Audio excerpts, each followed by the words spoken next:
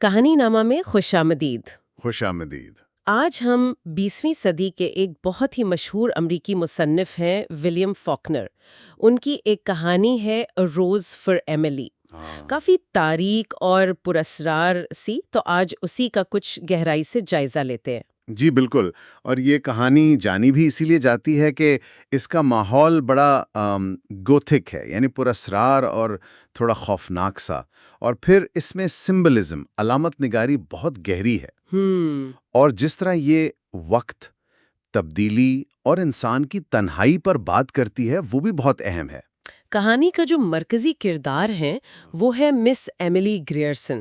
Jefferson نامی ایک چھوٹے سے جنوبی قصبے میں رہتی ہیں، ایک پرانے ٹوٹے پھوٹے گھر میں، بہت تنہا اور آپ کہہ لیں مغرور یا خوددار قسم کی خاتون۔ جی، کبھی تو ان کا خاندان بڑا معزز تھا، عزت والا، لیکن وہ خود ایک المناک کردار بن گئی وقت کے ساتھ، ماضی میں جیتی رہیں جبکہ دنیا آگے بڑھتی رہی۔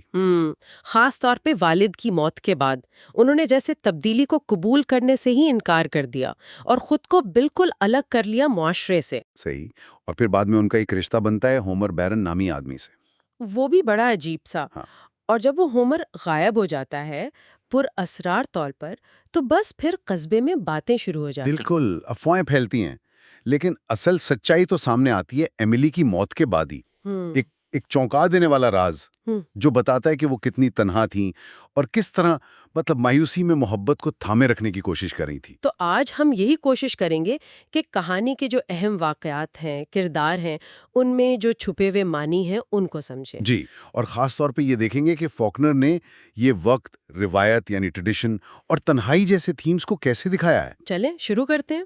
کہانی شروع ہی ایملی کی موت سے ہوتی ہے۔ جی ہاں، پورا قصبہ جنازے میں آتا ہے۔ مرد تو آتے ہیں ایک طرح سے احتراماً، ایک گری ہوئی یادگار کے لیے۔ اور عورتیں آتی ہیں زیادہ تر تجسس میں کہ اندر سے گھر دیکھ سکیں، جو کسی نے 10 سال سے نہیں دیکھا تھا سوائے ایک بوڑھے نوکر کے۔ یہ گری ہوئی یادگار والی بات یہ دلچسپ ہے۔ یہ صرف ان کے خاندان کی وجہ سے ہے یا کچھ اور بھی مطلب ہے اس کا؟ میرا خیال ہے دونوں چیزیں ہیں۔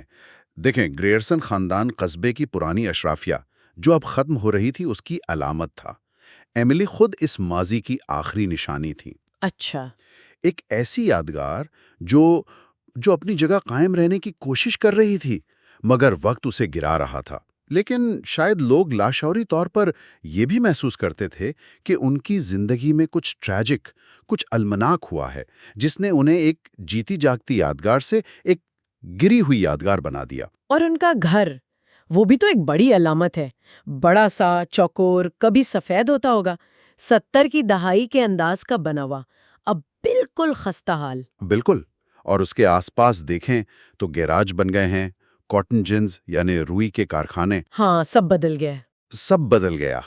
صرف ایملی کا گھر وہیں کھڑا ہے، اپنی ضدی اور نازو انداز والی خستگی کے ساتھ۔ یہ بالکل ایملی کی اپنی شخصیت کی طرح ہے۔ صحیح، باہر سے وقار قائم رکھنے کی کوشش، اندر سے ٹوٹ پھوٹ۔ جی۔ ارد گرد کی نئی عمارتیں اس تبدیلی کی علامت ہیں جسے ایملی قبول نہیں کر پا رہی تھیں۔ اسی انکار کی ایک مثال وہ ٹیکس والا معاملہ بھی ہے۔ ہاں، وہ تو بہت ہی کلاسک مثال ہے کہ ایملی قصبے کے لیے ایک روایت، ایک فرض، ایک ذمہ داری تھی، اور وہ جو سابق میئر تھے کرنل سارٹورس، جی، کرنل سارٹورس، انہوں نے 1894 میں والد کی موت کے بعد ان کے ٹیکس معاف کر دیے تھے۔ اور اس کے لیے کہانی بھی بنا دی کہ جی والد نے قصبے کو قرض دیا تھا جسے اب قصبہ اس طرح واپس کر رہا ہے۔ یہ کرنل سارٹورس جیسے پرانی سوچ کے آدمی کا ہی طریقہ ہو سکتا تھا کہ ایک خاتون کی عزت بھی رہ جائے اور اسے یہ بھی نہ لگے کہ اس پر کوئی احسان یا خیرات کی جا رہی ہے۔ یہ پرانے جنوبی معاشرے کی سوچ تھی جہاں ظاہری وقار، روایت، چاہے خوکھلی ہی ہو، وہ حقیقت سے زیادہ اہم تھی۔ لیکن پھر نئی نسل آئی، نئے میئر، نئے کاؤنسلرز، انہیں یہ انتظام کہاں قبول ہونا تھا؟ بالکل نہیں۔ انہوں نے نوٹس بھیجا، ایملی نے نظر انداز کر دیا، اور پھر ایک وفد گیا ان سے ملنے۔ اور وہ جو ملاقات کا منظر ہے وہ بہت کچھ بتاتا ہے۔ گھر میں داخل ہوتے ہی وہ دھول اور جیسے بند جگہ کی بو ہوتی ہے، smell of dust and disuse, ہاں، یہ صرف صفائی کی کمی نہیں ہے، یہ وقت کے ٹھہر جانے کی، زندگی نہ ہونے کی بو ہے۔ اور ایملی خود، ان کا حلیہ بھی ویسا ہی بیان کیا گیا ہے۔ چھوٹی موٹی عورت، سوجھی ہوئی پیلی رنگت والی آنکھیں جیسے کوئلے کے دو چھوٹے ٹکڑے۔ جی، یہ صرف ان کی جسمانی حالت نہیں بتا رہا، یہ ان کی اندرونی کیفیت، ان کی روح جیسے مرجھا گئی ہو، اس کی عکاسی ہے۔ اور ان کا رویہ کتنا سرد، وفد کو بیٹھنے کو بھی نہیں کہتی اور بار بار کرنل سارٹورس کا حوالہ دیتی ہیں جو 10 سال پہلے مر چکے ہیں۔ کرنل سارٹورس کو دیکھو، میرا جیفرسن میں کوئی ٹیکس نہیں ہے۔ ہاں، یہ صرف ضد نہیں لگتی، یہ لگتا ہے جیسے وہ حقیقت کو ماننے سے ہی انکاری ہیں۔ وہ اپنی ہی دنیا میں ہیں جہاں وقت شاید 1894 میں ہی رک گیا ہے۔ بالکل، وہ حال کو تسلیم ہی نہیں کرنا چاہتی۔ کرنل سارٹورس ان کے لیے ماضی کے اس محفوظ دور کی علامت ہیں جہاں خاندان کا وقار تھا، دنیا کی عملی مشکلیں نہیں تھیں۔ اور یہ نئے لوگ، یہ حال کی ناپسندیدہ علامت ہے۔ جی، جسے وہ قبول نہیں کرنا چاہتی۔ یہ انکار تو ہمیں کہانی میں پہلے بھی نظر آیا تھا، وہ جو بدبو والا واقعہ تھا 30 سال پہلے۔ ہاں، وہ بھی بڑا اہم واقعہ ہے۔ والد کی موت کے 2 سال بعد، اور وہ جو ان کا سویٹ ہارٹ تھا، اس کے چھوڑ جانے کے کچھ عرصے بعد، ان کے گھر سے ایک ناگوار بو آنے لگی۔ یہ بو، یہ کس چیز کی علامت ہو سکتی ہے؟ دیکھیں، ایک تو یہ جسمانی طور پر کسی چیز کے سڑنے کی بو ہو سکتی ہے جو بعد میں ہمیں پتہ چلتا ہے کہ کیا تھا، لیکن علامتی طور پر یہ ایملی کی زندگی میں جو راز چھپا تھا، ان کی جو تنہائی تھی، ان کا اندرونی زوال تھا، یہ اس کی طرف اشارہ کرتی ہے۔ اور قصبے کا رد عمل بھی بڑا دلچسپ تھا۔ وہ جو جج سٹیونز تھے، پرانی نسل والے، ہاں، وہ ہچکچاتے ہیں کہ ایک خاتون پر براہ راست کیسے الزام لگائیں، مسئلے کو گھما پھرا کر حل کرنے کی کوشش کرتے ہیں، رات کو چونا چھڑکوا دیتے ہیں۔ یہ پھر وہی بات آ گئی، پرانے جنوبی معاشرے کی نزاکت پسندی یا شاید منافقت۔ کہہ سکتے ہیں براہ راست سامنا کرنے سے گریز، ناخوشگوار حقیقت پر پردہ ڈالنے کی کوشش، جبکہ نئی نسل کا ایک آدمی کہتا ہے سیدھا نوٹس بھیجو، صفائی کا۔ روایت اور جدیدیت کا ٹکراؤ۔ بالکل۔ اور اسی واقعے کے دوران ایملی کو کھڑکی میں دکھایا گیا ہے ایک بت آئیڈل کی طرح بیٹھے ہوئے۔ اس کا کیا مطلب ہے؟ یہ بہت طاقتور امیج ہے۔ بت کیسا ہوتا ہے؟ بے حس، اپنی جگہ سے نہ ہلنے والا، ماضی کی یادگار۔ ایملی بھی معاشرے سے کٹ کر اپنے ماضی اور اصولوں میں قید ہو کر ایک بت جیسی بن گئی تھی۔ لوگ انہیں دیکھتے تھے، ان پر بات کرتے تھے، لیکن ان سے جڑ نہیں سکتے تھے۔ وہ زندہ تھیں مگر زندگی سے کٹی ہوئی۔ اور اس ساری تنہائی کی جڑیں وہ ان کے والد کے اثر میں بھی نظر آتی ہیں۔ جی ہاں، گریئرسن خاندان خود کو بہت اونچا سمجھتا تھا، اور والد نے ایملی کے لیے آنے والے تمام رشتے ٹھکرا دیے۔ وہ جو تصویر ذہن میں آتی ہے، گھوڑا چابک پکڑے ہوئے، ہاں، وہ تصویر جیسے ایملی کی پوری زندگی کی کہانی کہہ دیتی ہے۔ والد کی شخصیت اتنی حاوی تھی کہ اس نے ایملی کو اپنی ملکیت سمجھا، اسے اپنی مرضی سے جینے ہی نہیں دیا، انہیں سماجی طور پر بالکل اپاہج بنا دیا۔ شاید اسی لیے جب والد کی موت ہوئی تو ایملی نے 3 دن تک مانا ہی نہیں کہ وہ مر چکے ہیں۔ بالکل، قصبے والوں نے بھی اسے پاگل پن نہیں سمجھا۔ انہوں نے سوچا کہ جس باپ نے انہیں سب کچھ سے محروم کیا تھا، اب ان کے پاس اسی سے چمٹے رہنے کے سوا چارہ ہی نہیں تھا۔ یہ ایک طرح کا نفسیاتی دفاع تھا۔ جی، والد ان کی زندگی کا مرکز تھے، چاہے منفی طور پر ہی صحیح۔ ان کی موت ایملی کے لیے اپنی شناخت، اپنی دنیا کے خاتمے جیسی تھی۔ اس حقیقت کو ماننا ان کے لیے ناممکن تھا، بالکل ویسے ہی جیسے بعد میں وہ وقت اور تبدیلی کو ماننے سے انکار کرتی رہیں۔ یہ ان کا حقیقت سے فرار کا پہلا بڑا مظاہرہ تھا۔ والد کی موت کے بعد وہ کچھ عرصہ بیمار رہیں، پھر جب نظر آئیں تو بال کٹے ہوئے تھے، لڑکی جیسی لگ رہی تھیں، اور تبھی قصبے میں وہ ہومر بیرن آتا ہے۔ ہومر بیرن، اس کا آنا ایملی کی زندگی میں ایک بڑی تبدیلی لاتا ہے۔ وہ ینکی ہے، شمالی ریاست کا، جنوبی روایت سے بالکل الگ، اور پیشے کے لحاظ سے فورمن ہے، محنت کش طبقے سے۔ جی، بڑا خوش مزاج، عملی آدمی، ہر لحاظ سے ایملی اور ان کے پس منظر کے بالکل الٹ۔ شروع میں تو قصبے والے خوش ہوتے ہیں کہ چلو ایملی کی زندگی میں کوئی دلچسپی پیدا ہوئی، وہ انہیں اتوار کو بگی میں گھومتے دیکھتے ہیں۔ ہاں، لیکن یہ خوشی زیادہ دیر نہیں رہتی۔ جلدی پرانے خیالات کے لوگ، خاص طور پر عورتیں، ناک بھون چڑھانے لگتی ہیں۔ وہ نوبلی زوبلیش کی بات آتی ہے، نہیں تھا؟ وہ غریب ایملی کی سرگوشیاں شروع ہو جاتی ہیں۔ کیا اس میں واقعی ہمدردی تھی یا صرف اپنی سماجی برتری کا احساس؟ کہنا مشکل ہے، شاید دونوں کا کچھ حصہ ہو، لیکن ایملی وہ ان باتوں کے باوجود اپنا سر بلند رکھتی ہیں۔ کیا یہ اصلی خود اعتمادی تھی یا کچھ اور؟ شاید یہ ضد تھی، اپنی گرتی ہوئی عزت کو بچانے کی ایک آخری کوشش۔ وہ دکھانا چاہتی تھی کہ وہ اب بھی ایک گریئرسن ہے، انہیں کسی کی پرواہ نہیں ہے، یا شاید یہ معاشرے کے خلاف ان کا اپنا ایک احتجاج تھا۔ اور پھر وہ زہر خریدتی ہیں، آرسینک۔ ہاں، یہ کہانی کا ایک بہت اہم موڑ ہے۔ وہ ڈرگ سٹور جاتی ہیں اور کہتی ہیں مجھے سب سے بہترین زہر چاہیے، آرسینک۔ ڈریگسٹ ہچکچاتا ہے، قانون کا پوچھتا ہے، لیکن ایملی اسے صرف گھور کر دیکھتی ہیں۔ اور وہ دے دیتا ہے۔ جی۔ اور ڈبے پر کیا لکھا ہوتا ہے؟ چوہوں کے لیے۔ For rats. یہ لمحہ کتنا اہم ہے، یہیں سے شک پیدا ہونا شروع ہوتا ہے۔ بالکل، قصبے والے فوراً سوچتے ہیں کہ وہ خودکشی کریں گی، خاص طور پر جب یہ افواہیں بھی تھیں کہ ہومر کوئی شادی کرنے والا آدمی نہیں ہے۔ لیکن فاکنر یہاں بات واضح نہیں کرتا، ایملی کا ارادہ کیا ہے یہ نہیں بتاتا۔ یہی تو کمال ہے، وہ ابہام پیدا کرتا ہے۔ چوہوں کے لیے والی بات بعد میں ایک بہت ہی خوفناک معنی اختیار کر لیتی ہے۔ یہ ایملی کے اندر جو کچھ پک رہا تھا اس کی پہلی ٹھوس نشانی ہے۔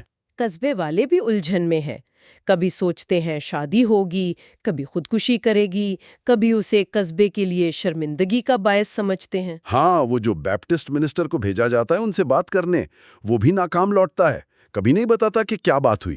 اس کا مطلب ایملی اب کسی سماجی یا مذہبی دباؤ سے بھی بالاتر ہو چکی تھیں۔ لگتا تو یہی ہے، وہ اپنی ہی دنیا میں تھیں، اپنے ہی فیصلوں پر قائم۔ آخرکار رشتہ داروں کو بلایا جاتا ہے، اور پھر لگتا ہے کہ شادی ہونے والی ہے۔ وہ چاندی کا مردانہ ٹوائلٹ سیٹ منگواتی ہیں جس پر HB لکھا ہے، مردانہ کپڑوں کا پورا سیٹ خریدتی ہیں۔ قصبہ پھر خوش ہو جاتا ہے، چلو اب شادی ہو ہی جائے گی، لیکن پھر ہومر چلا جاتا ہے۔ قصبہ پھر اپنی کہانی بنا لیتا ہے کہ وہ تیاری کرنے گیا ہے یا کزنز کے جانے کا انتظار کر رہا ہے۔ وہ ہمیشہ ایملی کے عمل کو اپنی سمجھ کے مطابق ڈھالنے کی کوشش کرتے ہیں، وہ اسے سمجھ نہیں پاتے۔ لیکن پھر ہومر واپس آتا ہے، ایک پڑوسی اسے رات کو کچن کے دروازے سے اندر جاتے دیکھتا ہے۔ اور وہ جملہ، اور یہ آخری بار تھا جب ہم نے ہومر بیرن کو دیکھا، and that was the last we saw of Homer Barron. کتنا سادہ لیکن کتنا پراسرار۔ بالکل۔ اس کے بعد ایملی بھی نظر نہیں آتی، سامنے کا دروازہ بند ہو جاتا ہے۔ یہ مکمل تنہائی کی طرف آخری قدم تھا۔ ہومر کے غائب ہونے کے بعد جو سال گزرے ان میں ایملی کیسی نظر آتی تھی؟ وہ موٹی ہو گئیں، بال فولادی سرمئی ہو گئے۔ یہ فولادی سرمئی بالوں کا ذکر بہت اہم ہے۔ یہ رنگ، طاقت، سختی، شاید مردانگی سے بھی جڑا ہوتا ہے۔ اچھا، تو کیا یہ اس بات کی علامت ہے کہ ایملی نے اپنی زندگی کا کنٹرول مکمل طور پر اپنے ہاتھ میں لے لیا تھا، چاہے وہ کتنا ہی بھیانک کیوں نہ ہو؟ ہو سکتا ہے، یا شاید یہ صرف عمر اور تنہائی کا اثر تھا۔ فاکنر یہاں بھی ہمیں سوچنے پر چھوڑ دیتا ہے۔ وہ کچھ سال چائنا پینٹنگ کے سبق دیتی رہیں، لیکن پھر شاگردانے بند ہو گئے، دروازہ مستقل بند، میل باکس لگانے سے انکار۔ وہ مکمل طور پر حال سے کٹ گئیں، ایک بار پھر وہی تاک میں رکھے بت کے تراشیدہ دھڑ کی طرح۔ ایک زندہ لیکن بے حس وجود، ماضی کی علامت جسے حال چھو نہیں سکتا۔ جی، وہ نسل در نسل ایک معمہ بنی رہیں، پیاری، ناقابل حاضری گاری، بے حس، پرسکون اور ضدی۔ اور پھر وہ مر گئیں، اسی دھول اور سائے بھرے گھر میں۔ وہ بوڑھا نوکر جو شاید رازدار تھا، وہ بھی جنازے کے بعد غائب ہو گیا۔ نوکر کا غائب ہونا بھی معنی خیز ہے۔ شاید وہ بوجھ نہیں اٹھا سکا مزید، یا شاید اس کی وفاداری صرف ایملی کی زندگی تک تھی۔ اور پھر وہ لمحہ آتا ہے جس کا سب کو انتظار تھا، اوپر کا وہ بند کمرہ کھولا جاتا ہے، 40 سال سے بند۔ دروازہ توڑنے کے بعد جو منظر سامنے آتا ہے وہ فاکنر کی گوتھک منظر نگاری کا عروج ہے۔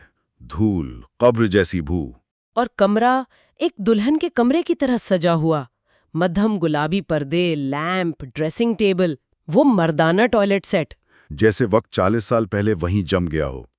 ایک کالر اور ٹائی رکھی ہے جیسے ابھی اتاری ہو، کرسی پر سوٹ طے کیا ہوا۔ یہ سب ایک خوفناک ڈرامے کا سٹیج لگ رہا ہے۔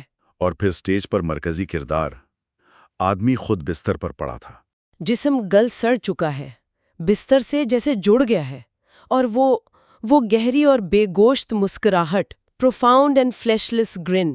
یہ تصویر تو ذہن سے نکلتی ہی نہیں. یہ محبت پر موت کی فتح ہے، یا شاید ایملی کے لیے محبت کو ہمیشہ کے لیے محفوظ کرنے کا واحد طریقہ. جسم گلے ملنے کی حالت میں تھا. یہ ایملی کی محبت کی آخری بھیانک تصویر ہے. اور پھر وہ آخری سب سے زیادہ چونکا دینے والی تفصیل، دوسرے تکیے پر سر کا نشان، اور وہاں سے ملنے والا ایک لمبا فولادی سرمئی بال.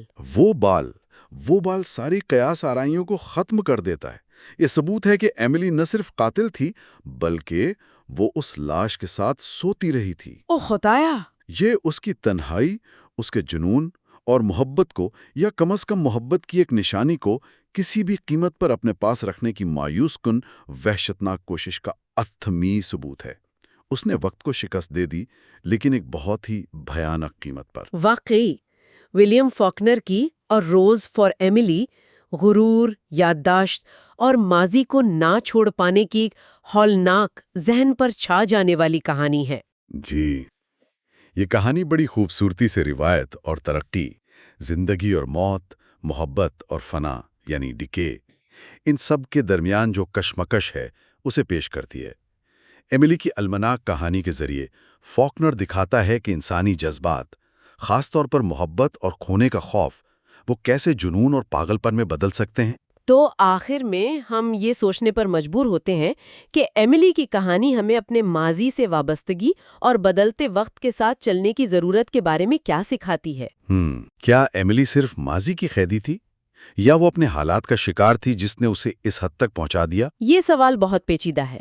وہ یقیناً اپنے والد اور اس معاشرے کے بنائے ہوئے حالات کا شکار تو تھیں. ان کی تنہائی، ان کی محبت کی شدید خواہش، ان پر ترس بھی آتا ہے. لیکن آخر میں ہومر کو قتل کرنے اور اس کے ساتھ رہنے کا انتخاب، وہ تو ان کا اپنا تھا.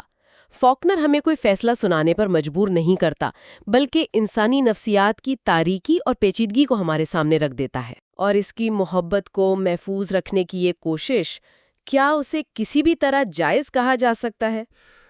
اخلاقی طور پر تو بالکل نہیں، سوال ہی پیدا نہیں ہوتا.